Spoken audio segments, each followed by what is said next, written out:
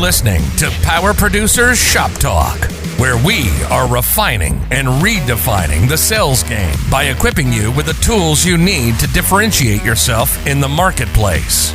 Well, it's like when we audit the mod with Logic and give them the action items that they're going to use to lower their total cost of risk. Tactical skills that will help you provide deliverable value to your clients and prospects.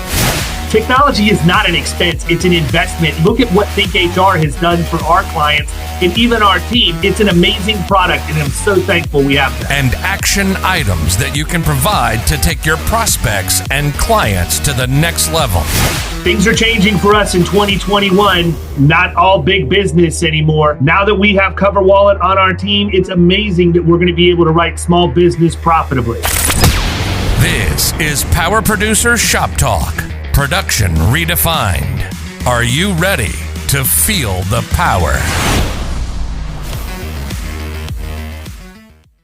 Power Producers, Shop Talk Nation, what is going on?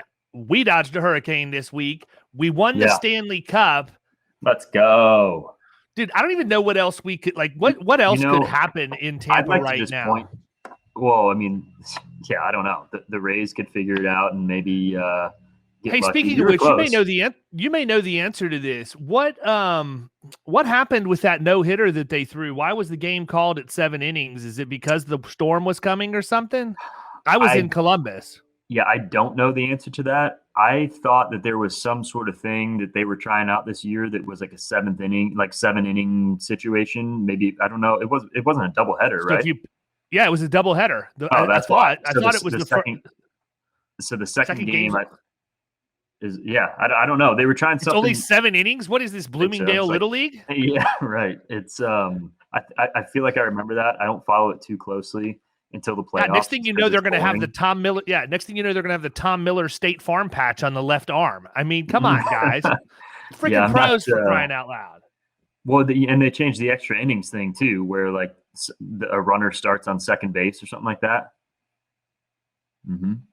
Yeah. Oh, I'm going to have to get caught up with all the crap they're doing to the game that I love so much. I enjoy playoff baseball because it's different. It's just like playoff basketball, but I don't watch and playoff hockey. I will go ahead and throw this out there. Playoff hockey. Yeah, absolutely. I feel like that goes without saying with me wearing my Bolts hat like every single day, but I feel like hockey's more entertaining. It's tough for me to sit there and watch a regular season Rays versus Red Sox game. Playoffs, different story. Yeah. There's 162 games. It's too much. It's like we're going to play them another 20 times throughout the course of the season. So why am I watching this one? You know what? I would agree that 162 games is too much. They need to pare that season down a little bit. And I think that you would keep people from getting hurt so bad. Exactly. Or hurt so often. Create, longevity for, your aces and all those guys who are throwing the ball 100 miles per hour every time. And I don't know. It's always been tough for me to get into it like that. I love going to the games, but it's hard to sit there and watch a regular season baseball game on a Wednesday night. But I will say this, since we have started the podcast, basically all the Tampa teams have been crushed. So you're welcome, Tampa Bay. TB12, what's up, man? Yeah, I mean, come on, Brady. Quit chucking ornamental symbols of championships around the river and come on TPP one time. See what happens. Man. Hey, TB. Come see you down with TPP? Yeah, you know down me. Come on, man. Well, we left off the last one. Yeah, we left off the last one, and I called you out, man. You had your swan song, your career performance on the last episode of Shop Talk, and so we threatened everybody with coming out. I'm basically Aikman, and you're Joe Buck. That's what the deal is. I will never be Joe Buck to you. Never. If you're gonna make me a commentator, at least let me be Gruden on his Monday Night Football run. I mean that is tough to beat. I just meant it from an operational standpoint of how this thing works. But anyhow, yeah. So we're talking about breaking down the Gatekeeper, man. I've got some good ones. Okay. I know a little bit about that too, even though I don't flex it that often, but I've got some good ones and some ones that it's a crucial thing, right? Yeah, and some of the stuff that I learned from Chris Voss, I can even use on my kids.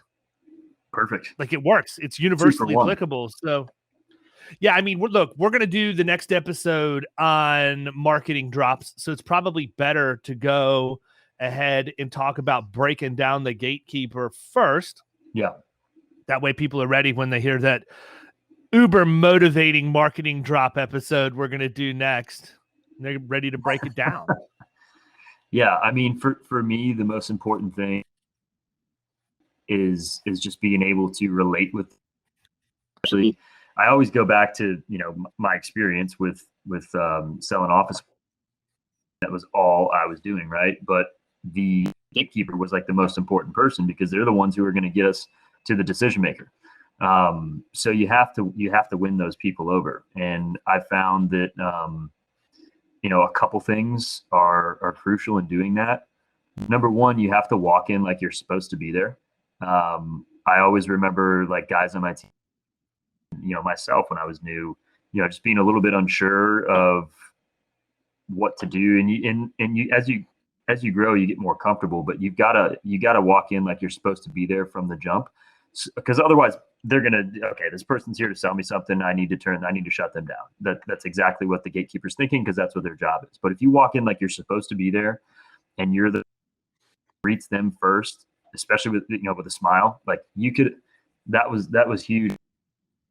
We would walk into 40, 50 businesses, and maybe the business before I just to the face, and I was a little bit, not discouraged, but a little bit thrown off. You've got to walk into the next business like nothing happened. You got to smile. You got to be the first person to ice break.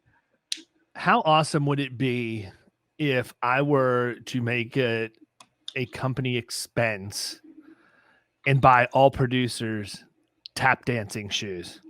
So that and the subsequent lessons to go with said shoes, so that when you walk in, you just start scatting in the lobby. Just click clacking around. That would definitely get you noticed for sure. That would be so epic.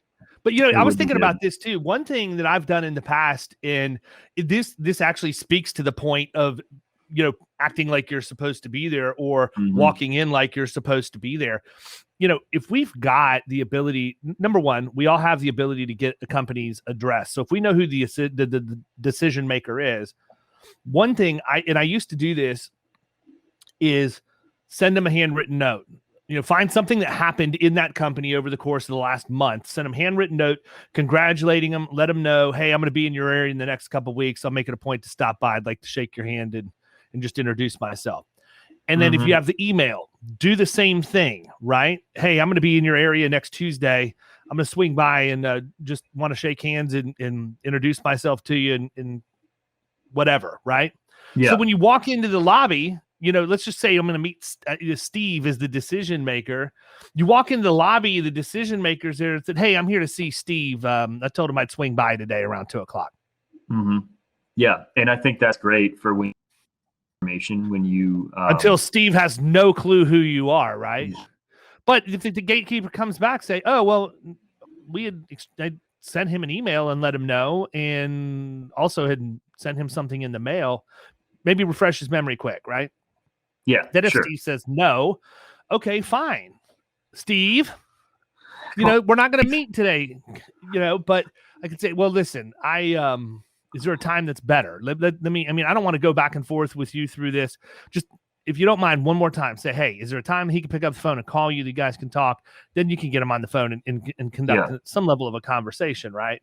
Yeah. But so I think part of it is the confidence, right? Walking in. Like, you probably don't even need to send the email or the written thing. You could just walk in. Like, there was a time in my life where I would send out a bunch of direct mail, and then I would go places and say, hey, I sent you this thing in the mail, and they would never have read it. They probably just scrapped it immediately. Yeah. So I just quit sending them, and I'd still walk in and say, hey, I sent you that thing in the mail last week. Right.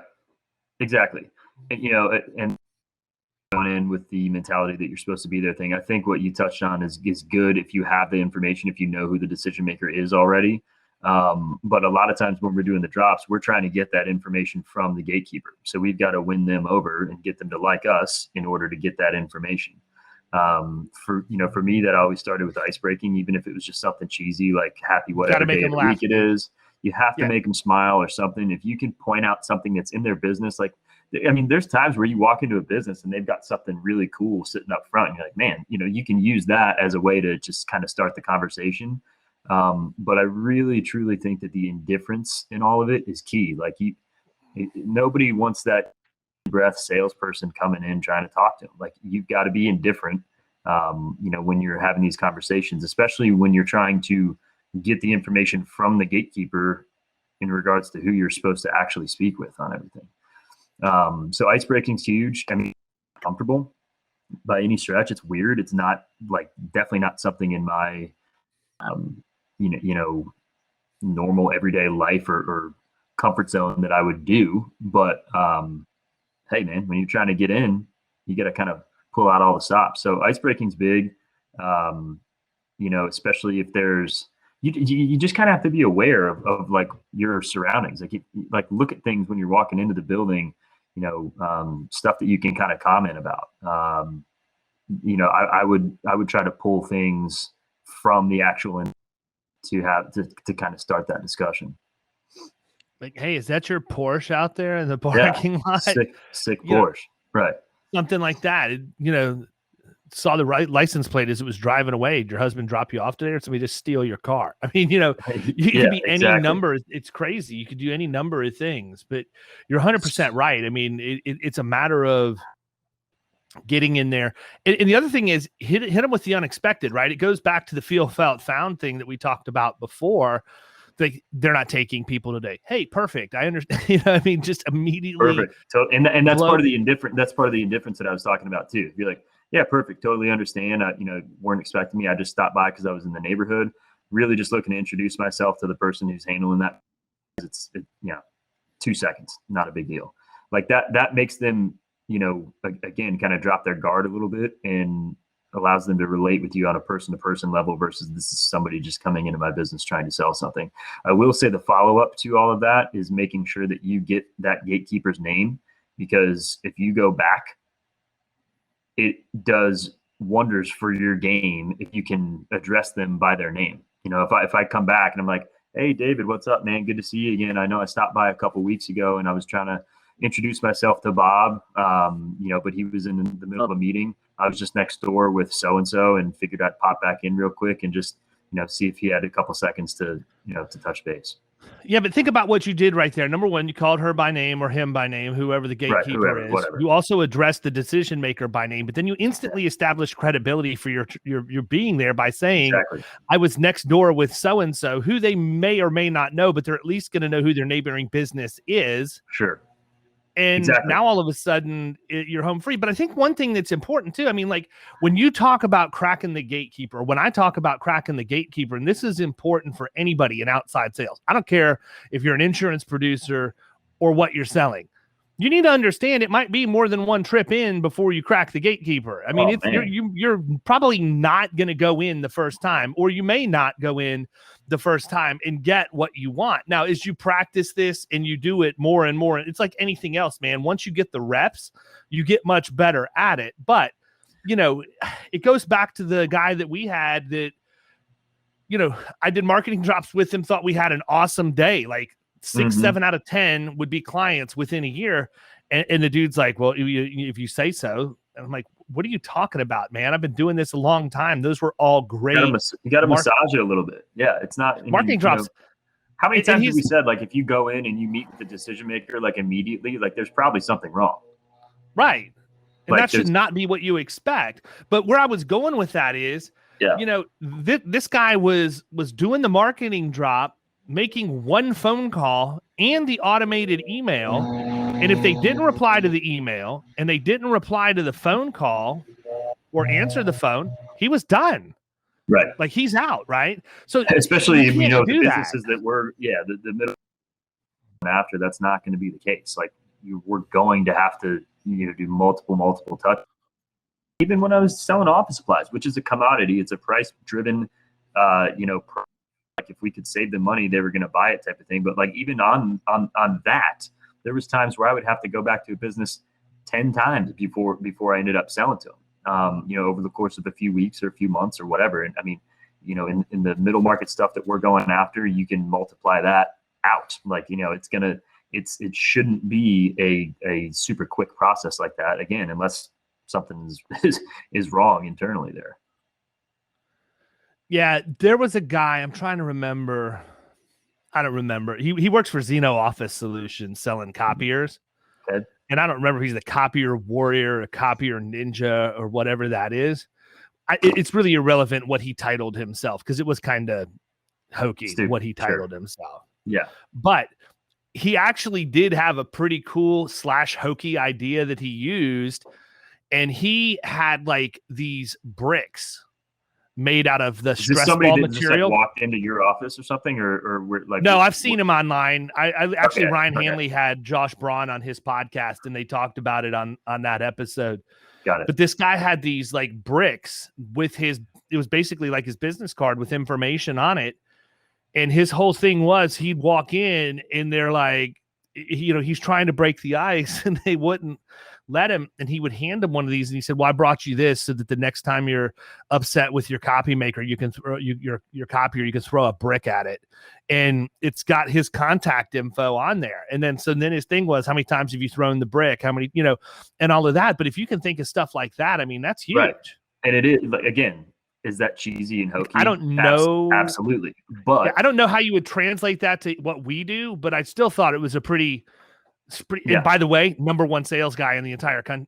Well, yeah. I mean, who else is doing that? Like, I mean, there could be 3 or 4 copy guys that walk into somebody's business, but they're going to remember the brick to bash their freaking copier and go full office space on them. Yeah. You know who calls on me? The water remediation people. Like, all the people that are out there for disaster recovery. Oh, no, okay. Water remediation, no, not the Culligan man. Everybody knows you say, hey, Culligan man, and he just shows up. No, like, it's the people that go in for like disaster recovery and all of that, like your boy Dumas. Yeah, I just talked to them yesterday, actually, which we need. Oh, thank you for reminding me. We need to talk about that offline here once we're done.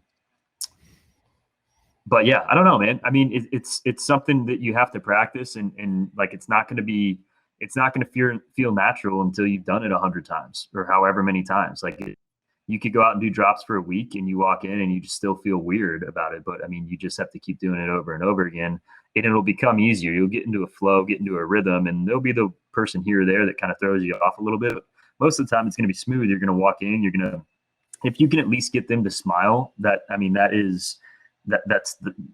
key. That's where you start. That's where you can, get in from there. So if you can do that, you're good. The other thing too, and this is what I had alluded to earlier, regarding stuff from Never Split the Difference, which you still haven't read because I haven't given it to you a year and a half later. But is mirroring, right? So when you just repeat again, I call that pulling the Duran, because he does that literally all the time. Mm-hmm. It's amazing. Like, your success, I don't have an exact statistic, and I'm not going to slap the old 67% on this, but it's amazing. And I know it's true that the longer you can keep the conversation going, the better the chances you have of getting what you want done or making forward progress in that conversation. And mirroring is an easy way. Listen, you can be dumb as a stump and walk into an office, and if all you do is repeat the last 3 or 4 words that the person says to you, you're going to prolong the conversation and gain a ton of information from it, right?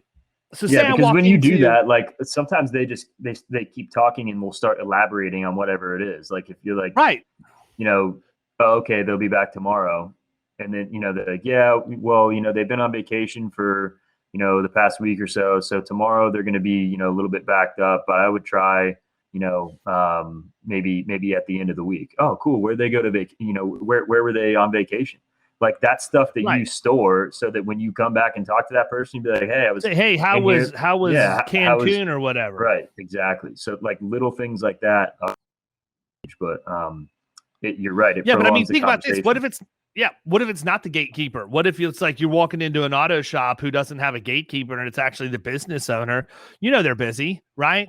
They're working the desk because they don't have somebody there to be a service writer for them. But you go in, you introduce yourself, and it's like, hey, I'm David from Florida Risk. I just wanted to touch base. I know your renewal's coming up. Probably a lot of people asking to meet. Was really hoping to get the opportunity to talk to you, about your upcoming insurance renewal.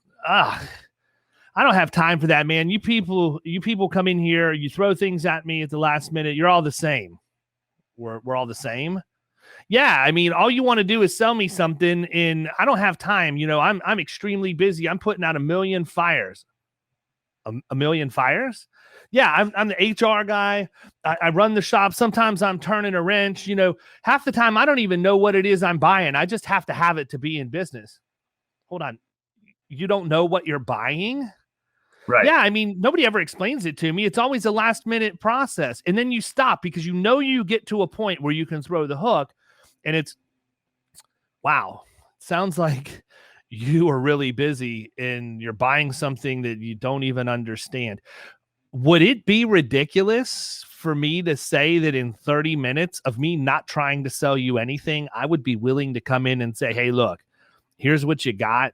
Here's what you need. And if you decide you like what I have to say, you can tell me if you want me to fix the problems or if you want me to help you going forward. Because I can assure you that the first thing you said about us all being the same couldn't be further from the truth. But I know you're busy and I want to respect your time.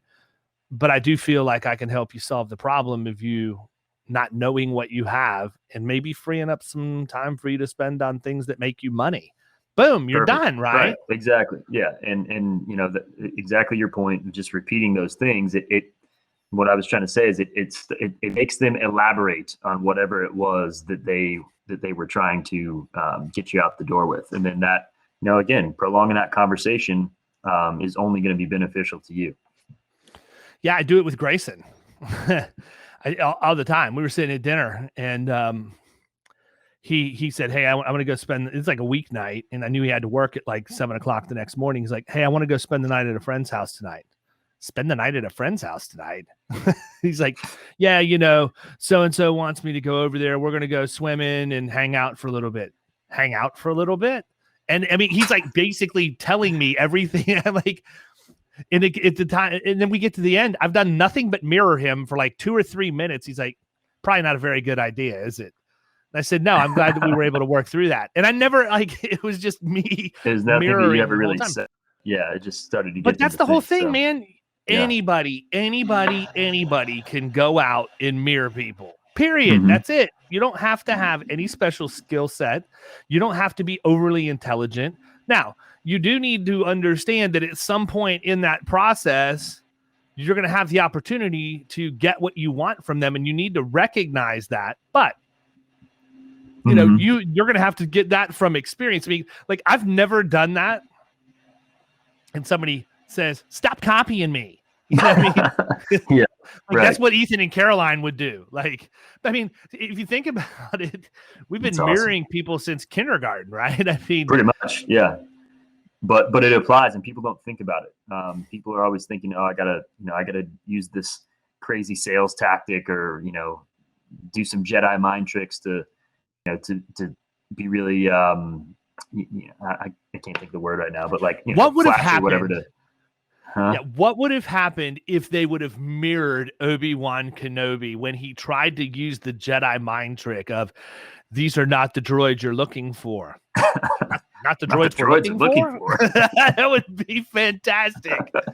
I should do a YouTube video. We should get stormtrooper costumes and dress up and do that. That would be absolutely outstanding. It would be good. But yeah, I mean, I think that's good. I don't know how much else I have to add to that. I mean, you got to go in, you got to smile, you got to ice break, know the person's name, write all this stuff down too. Like, people try to just remember it. And I don't know. I mean, you have a pretty good memory, but like, when I would go in and talk to people, I would like grab their business card and jot all this stuff down on the back of it while I'm standing there talking to them.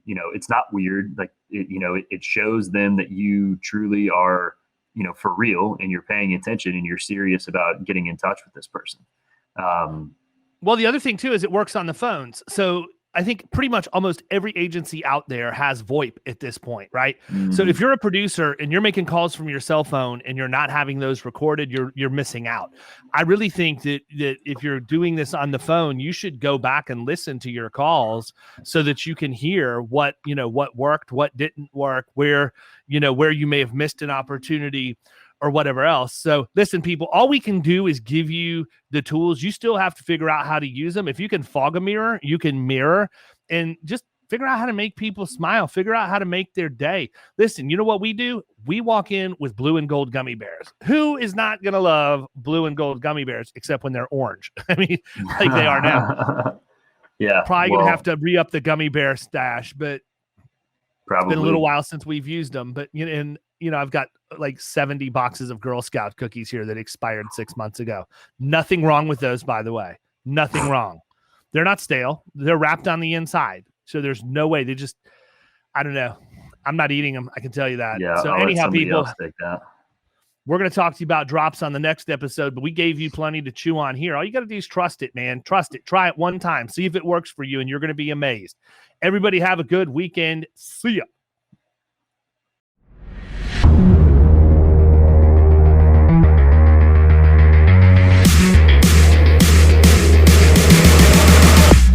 You've been listening to Power Producers Shop Talk. You can follow us at the Power Producers Podcast on Facebook and Instagram. And if you want to take your game to the next level, check out our commercial insurance training course at killingcommercial.com or visit Amazon to pick up a copy of our international best-selling book, The Extra 2 Minutes.